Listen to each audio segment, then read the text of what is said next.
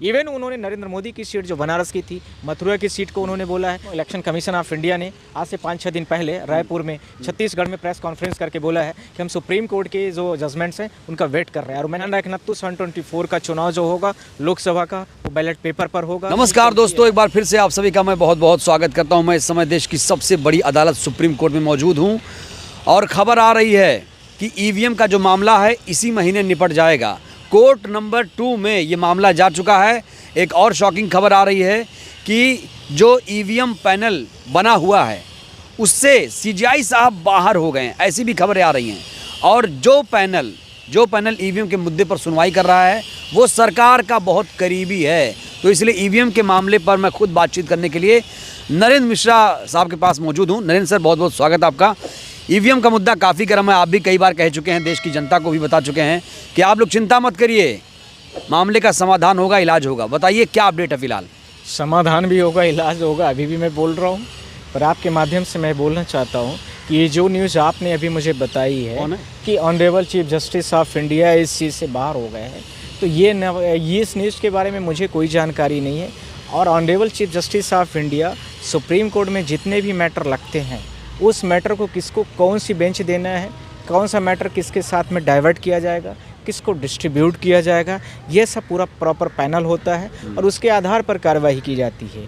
जो आपके साथ में खबर आई कि उनको बाहर कर दिया गया है, ऐसा तो उनको बाहर करने वाला भारत देश में भी कोई नहीं है।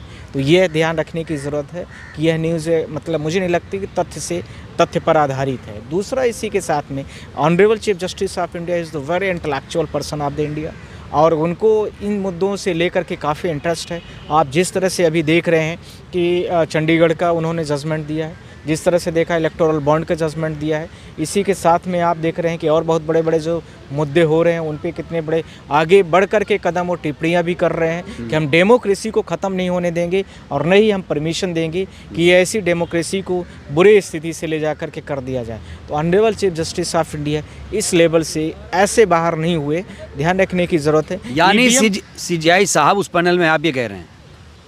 मैं ये नहीं कहना चाहता कि वो बाहर हो गए, पर यह भी मैं नहीं कहना चाहता हूँ कि उस पैनल में वो थे।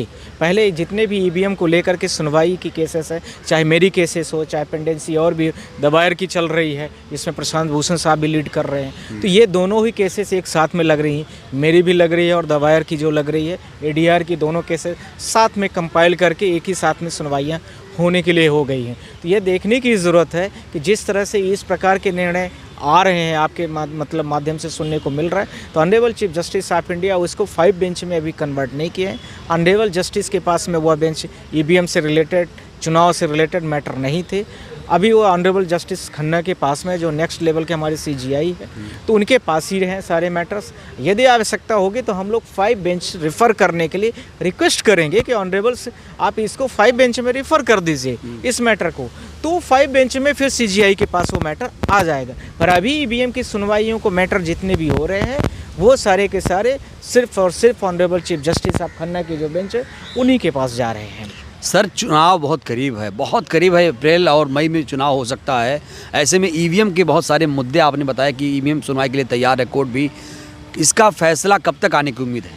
इस महीने में मैं आपके माध्यम से बोलना चाहता हूं कि मार्च का महीना भारत देश के संविधान का जो बेसिक स्ट्रक्चर ढह रहा है उसको लेकर के जो हम आप सब लोग, पूरे भारत देश की जनता है और मीडिया है, वो सारे लोगों को मैं बोलना चाहता हूं कि इस महीने में ईवीएम को बैन करने का और ईवीएम के साथ में जो वीवीपैट से जो पर्ची निकलती है उस पर्ची से निकलेगी और उसको बैलेट बॉक्स में डाला जाएगा, बैलेट बॉक्स की काउंटिंग कराई जाएगी।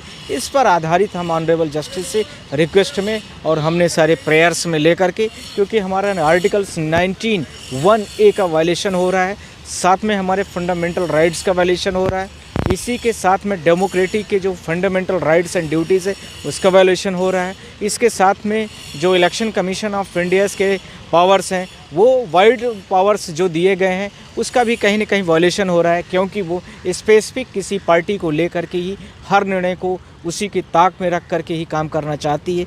जैसा कि इंडिया अलायंस लगभग 55 से 60% लोगों का जो प्रतिनिधित्व करती है, उसने भी प्रेजेंटेशन एक एप्लीकेशन अपना इलेक्शन कमीशन ऑफ इंडिया के पास दिया कि हम सारे लोग बैलेट पेपर से चाहते हैं। बैलेट पेपर का मतलब कि वीवीपैट से जो पर्ची निकलती है उस पर उसकी काउंटिंग होनी चाहिए, और उस काउंटिंग जो पर्ची फिजिकली मिलनी चाहिए प्रत्येक वोटर को, बाजू में बैलेट बॉक्स हो और उसमें डाल करके हम काउंटिंग करने के लिए होने चाहिए। तो इसको भी इलेक्शन कमीशन ऑफ इंडिया ने उसको रिजेक्ट कर दिया, उस एप्लीकेशन को। ट्विटर के माध्यम से या और भी सोशल मीडिया प्लेटफॉर्म के माध्यम से कांग्रेस जैसी बड़ी देश की जो नेशनल पार्टी है उसने भी ट्राई किया, उनका भी रिजेक्ट कर दिया। तो हम लोग सुप्रीम कोर्ट में जिस मैटर को लेकर के अभी खड़े हैं, और हमें उम्मीद है कि honourable chief justice of India उस मैटर की सुनवाई ऐसे ही करने के लिए डायरेक्शन देंगे। और आर्टिकल 19(1)(a) को लेकर के जो वायलेशन अभी हो रहा था प्रत्येक जनता को लेकर, आर्टिकल 19(1) का जिक्र आप कर रहे हैं और ईवीएम, इनमें क्या है मेरा रिश्ता? आर्टिकल 19(1) ये कहता है कि प्रत्येक व्यक्ति का यह अधिकार है कि उसका जो भी चीज़ वो कार्य कर रहा है, देश की ड्यूटी जो भी कर रहा है, उसको फिजिकली वो मिलना चाहिए। जैसे इलेक्टोरल बॉन्ड को लेकर के आर्टिकल 19(1)(a) का ही वो पावर था पूरा।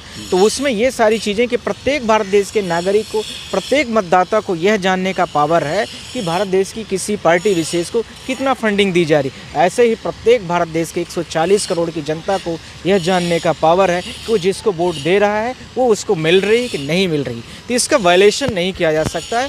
यह इसी को लेकर के, आर्टिकल्स को लेकर के, इसी के साथ में इलेक्शन कमीशन की जो गाइडलाइन है, पीपल्स रिप्रेजेंटेशन जो एक्ट है उसका वायलेशन हो रहा है। इसके साथ में जो चुनाव की आचार संहिताएं की धज्जियां उड़ती हैं, वो सारी चीज़ें कहीं न कहीं इस चीज़ के आने से, जैसा कि आप लोगों ने देखा चंडीगढ़ के चुनाव में हुआ है, चंडीगढ़ के चुनाव में यही चीज़ पूरी तरीके से सत्यापित और दिखती हुई नज़र आई कि जनता ने जब वोट दिया किसी और को, और उसके मतलब पार्षदों ने, वार्ड के पार्षदों ने जो वोट दिया है, उस वोट को देखिए आप सारे लोगों ने देखा कि किस तरह से मैनिपुलेशन उस ऑफिसर ने कहा। और हमने उसी दिन उसको ट्वीट करके बोला कि ऐसे अधिकारी को टर्मिनेट कर देना चाहिए, कन्विक्शन भी, सेंटेंस अवार्ड होनी चाहिए। तो ऐसे ही ध्यान रखने की ज़रूरत है कि ईवीएम में भी ये बहुत बड़े व्यापक लेवल पे सारी चीज़ें होती हैं। बस सिर्फ और सिर्फ ईवीएम में क्या क्या धांधली हो रही है फिलहाल? 5 चीज़ें इसमें पूरी तरीके से इसके रास्ते में है। पहली चीज़ ये है कि ईवीएम में कम वोट डाली जाती है और ज़्यादा कैसे निकलती है, पॉइंट नंबर 1। पॉइंट नंबर 2, हर जगह बीजेपी को ही वोट जाती है। Point number 3, candidate were a lot of contesting candidate are the contesting the elections, तो वो कहते हैं कि हमें एक सिंगल वोट हमारे ओन पोलिंग में नहीं मिल रही। ये कैसे फिजिकली? किसी ने नहीं दिया, आपने नहीं दिया, घर के लोगों ने नहीं दिया, गांव के नहीं दिया, और हमारे विधानसभा के लोगों ने, पर हम तो अपना वोट दिए हैं। तो ये तीसरा पॉइंट है। चौथा पॉइंट, जो ईवीएम में पहले तो 19 से पहले वोटिंग होती थी तो वो एक कैलकुलेटर की तरह थी। अब उसकी मॉनिटरिंग होती है, अब उसमें सॉफ्टवेयर होता है, उसमें कोडिंग की जाती है। अब वो वीवीपैट जो है वो मॉनिटरिंग करके बताता है कि ये पर्ची किसके लिए है, किसका नाम है। वहाँ पर ये कहीं न कहीं बीच में चीज़ें आ रही।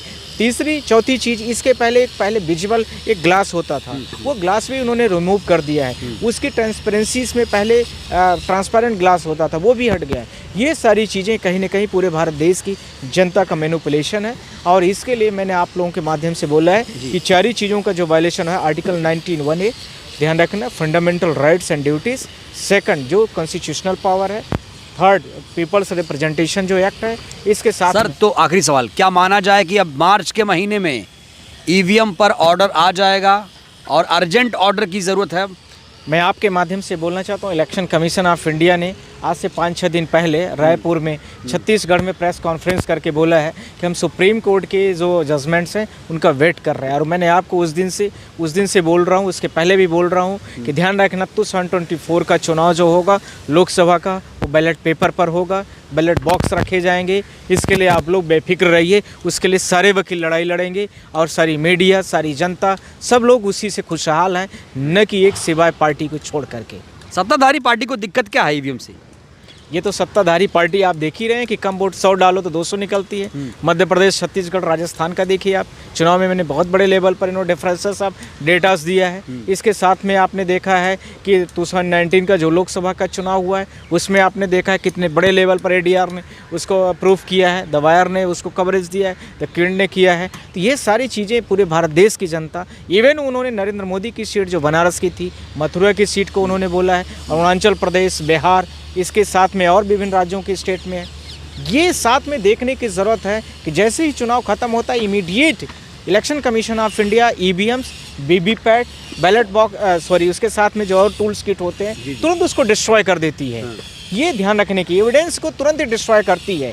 तो ये बहुत बड़ा मुद्दा है। तो जैसे ही बैलेट बॉक्स आएगा, बैलेट पेपर आएगा, उसके साथ ही सारी चीज़ों का समाधान अपने आप ख़त्म हो जाएगा। बहुत बहुत धन्यवाद। तो नरेंद्र मिश्रा साहब को आपने सुना, साफ तौर पर कह दिया है कि ये जो मार्च का महीना बहुत इंपॉर्टेंट है। इसीलिए आज मैं सुप्रीम कोर्ट से आपको ग्राउंड रिपोर्ट दिखा रहा हूँ, जिससे देश के लोगों को पता चले कि ईवीएम पर अपडेट आखिर एक्चुअल अपडेट क्या है। वीडियो को लाइक करिए, चैनल को सब्सक्राइब करिए, सहयोग करिए। बहुत बहुत धन्यवाद, शुक्रिया।